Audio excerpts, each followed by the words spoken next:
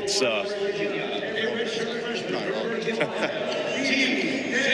we move on to 149. TJ Langley, redshirt freshman for the Mountaineers, against Gabe Onorato, graduate student in this Glenville State lineup.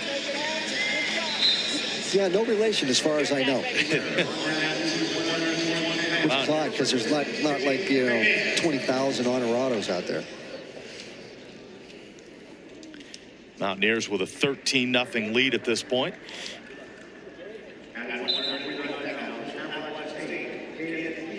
They've won the first 3 matchups.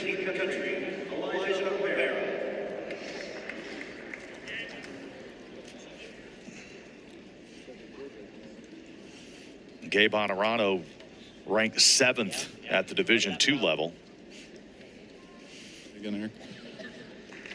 They've got several ranked wrestlers up and down their lineup. Again, Dylan Cottrell doing a great job building this program. They've won a super regional championship last year for the first time.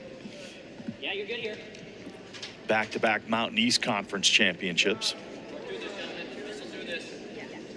Go for it, man. And this is more of a younger team for Glenville State. Had a very veteran team last year. Again, won the conference for the 2nd year in a row. Create wrestling positions here. Create positions, yes.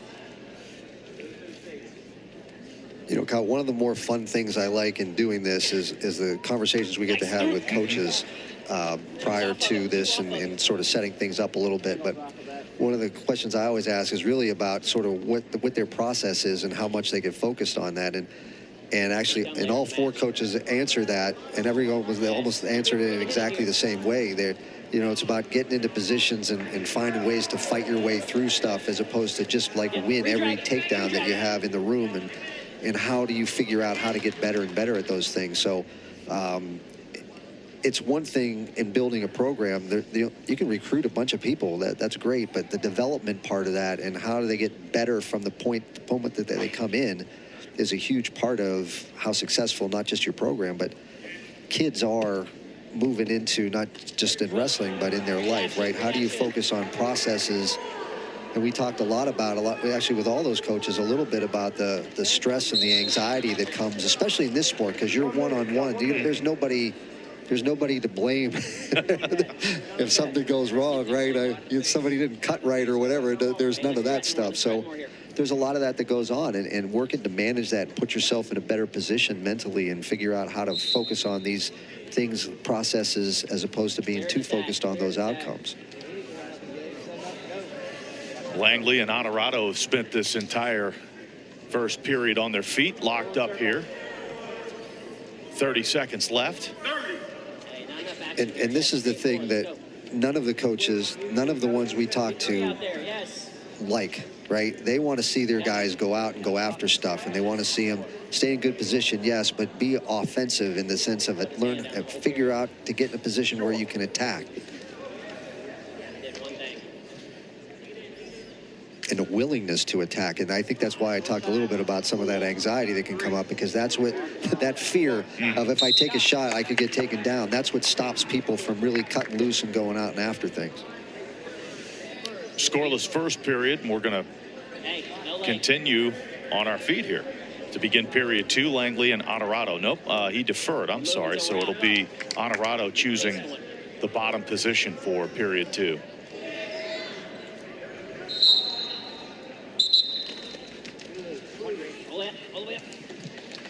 So Langley to work from the top.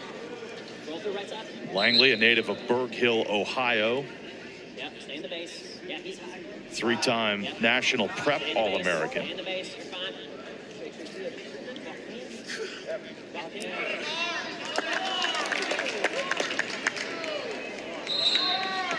So they're going to call him for locking hands. And I don't know. The rule doesn't, I mean, locked around 2 arms. It doesn't have his head in there. It's not like locking around the waist. It's not like being locked around both legs. I don't know. I've not seen that as an application of that before. Coach Tim Flynn questioning it, and the officials will get together here. I mean, he's definitely got his hands locked. There's no doubt about that. So the referee sees his hands locked, and a lot of times they're going to say, hey, you're locking hands. True, I am. Right? There's going to be a technical violation for locking hands. So a point for Onorato, Glenville State wrestler with the lead.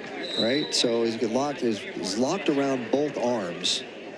And I guess we're going to challenge that with the brick.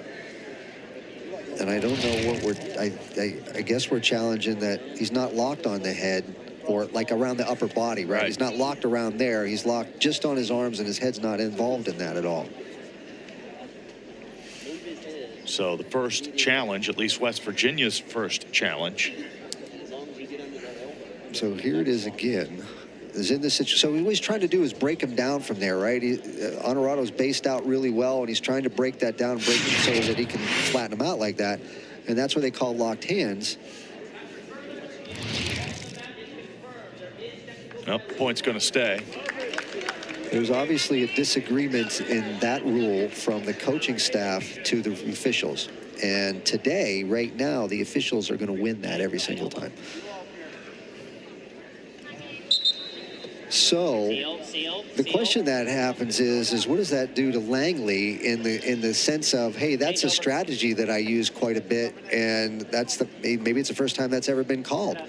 And so now what happens when I'm on top and I get into that similar situation again, and how well do I adapt to that change and what my expectation, what I was expecting.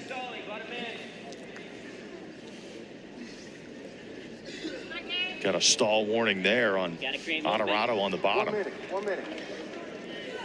Yeah, stay the base. So he's trying to extend his arms out a little bit. You see Onorato just sort of staying back on hands and knees, right? And Langley's trying to extend him like we saw in the last match with Hardy, trying to extend Titus. And he's haven't really been able to do that. Hasn't really been able to push his feet back and get his hip and his shoulders extended. But a lot of times, see, you get called for stalling on the bottom when that's the case, because really you're just basing out and being defensive. The roll made of bottom a little bit of time. Now Langley's in a little bit of difficulty. We only have about 20 seconds left. He's close to riding him out for this whole period. There's another attempted roll. Looks like Langley's going to finish on top with 5 seconds left and have a full period of ride out with 2 minutes of riding time. Yep, that's the case, or close to 2 minutes, 1:55 there. There can't. Well, he had a few seconds. He was on the bottom the whole time. How can you have a 1:55 riding time with a 2 minute period? That can't be right. Unless they went back and penalized him a couple of seconds because of the locked hands, which is possible that they removed a little riding time in relation to that technical violation. We begin the third period, and again, a familiar position for Langley on the bottom. Well, and there's a nice cradle by Onorato. Langley trying to pop his arm out, and he does. Langley did a nice job fighting hands from that, getting that elbow right through that lock of Onorato's cradle, and then turned in and was able to escape that. Onorato slapped that cradle on quick, but quick defense from Langley kept him alive in that position. So it's 1-1, and ride time is a factor, as Langley has 1:41 on the clock. So a similar position to the match against American. Onorato in on a shot, though. Langley getting those hips down, trying to create the space. He's reaching under the ankles. He's not going at the hips and pushing them away. Now he's pushing the elbow away. Gets a nice underhook. Edge of the mat, out of bounds.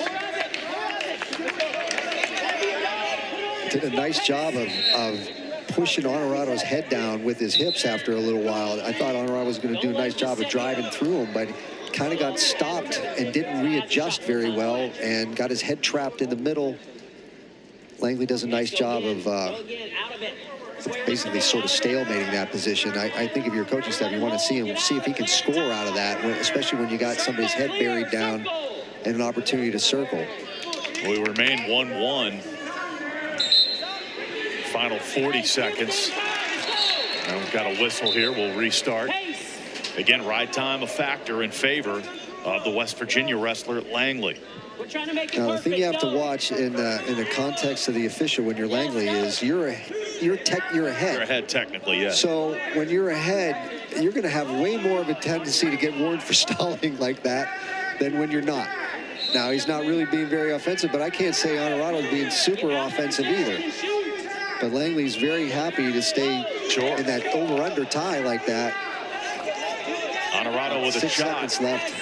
Just got to stay right in the center. They fended that off well. And time's going to expire. The Glenville State wanting that point for stalling. Stalling called a second time, but they don't get it.